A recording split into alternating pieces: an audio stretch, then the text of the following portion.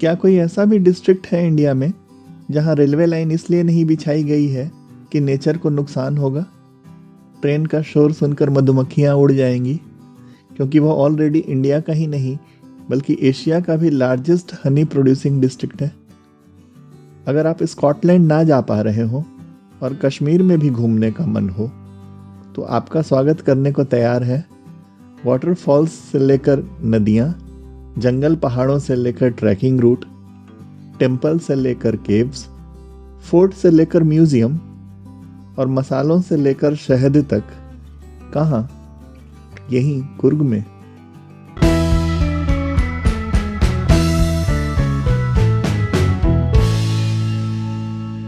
Video के इस part में हम देखेंगे कुर्ग का इतिहास और प्रेजेंट टूरिस्ट अट्रैक्शंस और कुछ दूसरे ज़रूरी डिटेल्स, और सेकंड पार्ट में इन टूरिस्ट अट्रैक्शंस के डिटेल्स शेयर करेंगे और कुछ एक्सपीरियंसेस भी। कहाँ है कुर्ग?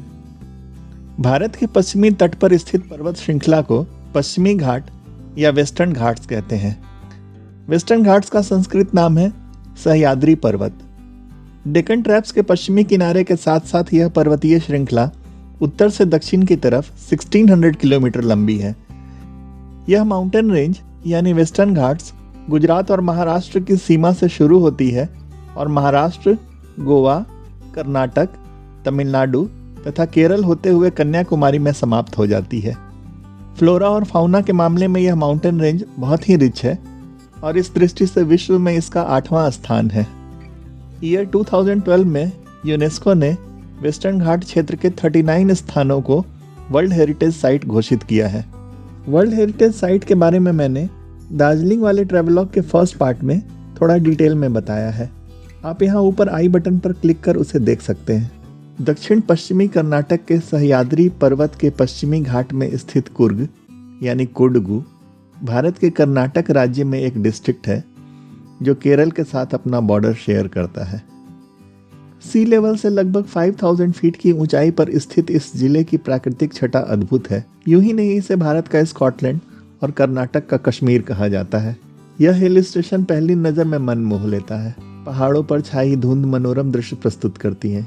कुर्ग का औसत तापमान पूरे वर्ष में 20 डिग्री से 25 डिग्री सेल्सियस के बीच रहता है। हरे भरे जंगल, चाय और कॉफ़ी के बागान, ऑरेंजेस के ऑर्चिड्स, घुमावदार रास्ते, मनमोहक प्राकृतिक दृश्य हर किसी को लुभाते हैं। इस हिल स्टेशन की खूबसूरती यहाँ आने वाले हर टूरिस्ट के लिए अविस्मरणीय यादगार बन जाती है। कुर्ग का पश्चिमी इलाका हरी भरी घाटियों, मनमोहक पहाड़ी दृश्यों और टीक या सागवान के जंगलों से भरा है। एक्सेप्शनली रिच फ्लोरा और फाउना का इसी बात से अंदाज़ा लगाया जा सकता है कि इस छोटे से ज़िले में 3 वाइल्ड लाइफ सेंचुरीज़ हैं। Brahmagiri wild life sanctuary, Talakaveri wild life sanctuary, Pushpagiri wild life sanctuary और एक नेशनल पार्क भी है, Nagarhole national park. National park और वाइल्ड लाइफ सेंचुरी में क्या अंतर होता है यह मैंने एंटी ग्रेविटी हिल वाले ट्रैवलॉग में शॉर्ट में बताया है। आप यहाँ आई बटन पर क्लिक कर उसे देख सकते हैं। कुर्ग का वास्तविक नाम है कोडई मालेनाडु, जिसका मतलब है घने जंगल के साथ खूबसूरत पहाड़। मडिकेरी, जिसे इसके पूर्व नाम मरकारा के नाम से भी जाना जाता है, कोडगु जिले का मुख्यालय है। कुर्ग में जब इसे कोडागु कहा जाता था 350 एडी से लेकर 1000 एडी तक गंग वंश का शासन था। बाद में कुर्ग कई शासकों और वंशजों की राजधानी बना, जैसे पांड्य, चोल, कदंब, चालुक्य इत्यादि। 2री से 6ठी शताब्दी तक कोडगु के उत्तर भाग पर कदंबों का शासन था। 4th सेंचुरी से 11th सेंचुरी तक कोडगु के दक्षिण भाग पर गंग वंश का शासन था। 11th सेंचुरी में गंग वंश के अंतिम शासक नीतिमार्ग परमा नदी को हराने के बाद चोल वंश के प्रतापी राजा चोल कोडगु के शासक बन गए। 1174 में होशियाल ने कुर्ग पर अपना आधिपत्य जमा लिया था। 14th सेंचुरी में यहाँ विजयनगर शासकों का साम्राज्य हो गया। विजयनगर के पतन के बाद कर्णम बहु जैसे स्थानीय सरदारों ने सीधे अपने क्षेत्रों पर शासन करना शुरू कर दिया। कर्णम बहु को हिलेरी राजवंश के संस्थापक वीर राजू ने हरा दिया और 1600 से 1834 तक वीर राजू के वंशज जिन्हें हलेरी राजवंश के नाम से जाना जाता है, ने कोडगु पर शासन किया। 1633 से 1687 तक कुर्ग शासक वड्डू राजा ने शुरू में हलेरी शहर से शासन किया, लेकिन बाद में अपनी राजधानी को मरकारा ले गए, जिसे बाद में मडिकेरी कहा जाने लगा। उन्होंने मडिकेरी में 1681 में मिट्टी के किले का निर्माण किया और इसे अपनी राजधानी बनाया। 1687 में पड़ोसी राज्य मैसूर की सेना ने कुर्ग पर कब्जा कर लिया। 1724 में कुर्ग और मैसूर के बीच लड़ाई फिर से शुरू हुई।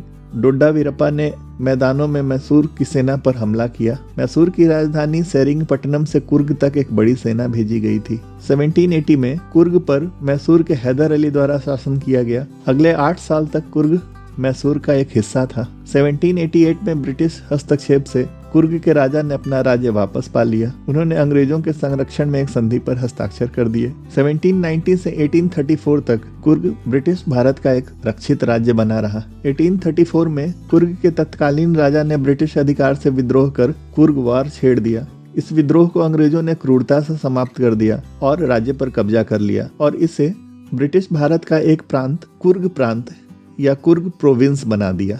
1834 से भारत की आज़ादी के पहले तक यानी 1947 तक कुर्ग ब्रिटिश भारत का हिस्सा बना रहा। अंग्रेजों का दिया गया नाम है यह कुर्ग। भारत की आज़ादी के 3 साल बाद तक यानी 1950 तक यह एक स्वतंत्र राज्य था। 26 जनवरी 1950 को जब आज़ाद भारत का संविधान लागू हुआ तो अधिकांश मौजूदा प्रांतों को राज्यों में पुनर्गठित किया गया। 1 नवंबर 1956 के राज्य पुनर्गठित अधिनियम के परिणाम स्वरूप जब भारत के राज्य की सीमाओं का पुनर्गठन हुआ तो कुर्ग राज्य तत्कालीन मैसूर राज्य का एक जिला बना दिया गया।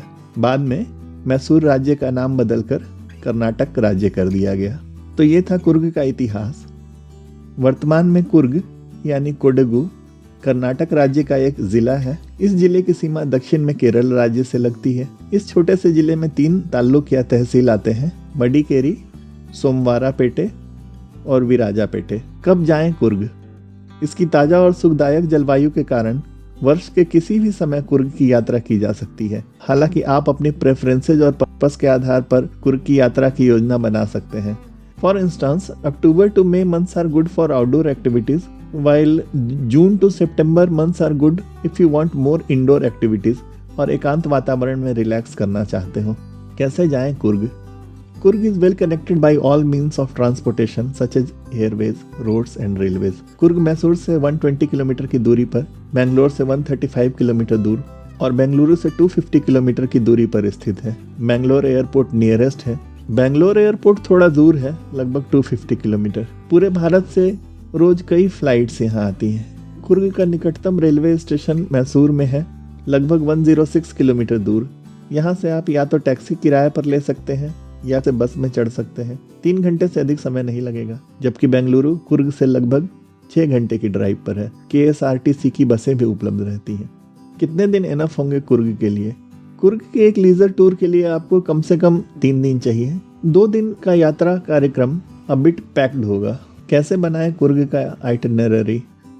पहले दिन आप कुशाल नगर और नामदोर्लिंग मठ जा सकते हैं। दूसरे दिन निसर्ग धामा और डुबारे एलिफेंट कैंप देख लें। तीसरे दिन मडिकेरी, राजा की सीट, ओंकारेश्वर, अबे फॉल देख लें। पैकिंग क्या करें? पैक लाइट, पैक कम। हल्के सूती आरामदायक कपड़े आदर्श हैं। स्वेटर या जैकेट कैरी करें। स्पोर्ट्स शूज एक चाहिए, खासकर अगर आप ट्रैकिंग या बाइक चलाने का इरादा रखते हो तो। कहाँ ठहरें? कुर्ग और मडिकेरी में 850 से भी ज़्यादा होटल्स हैं, जिन्हें आप इंटरनेट से अपनी बजट के हिसाब से बुक कर सकते हैं। क्या खाएं?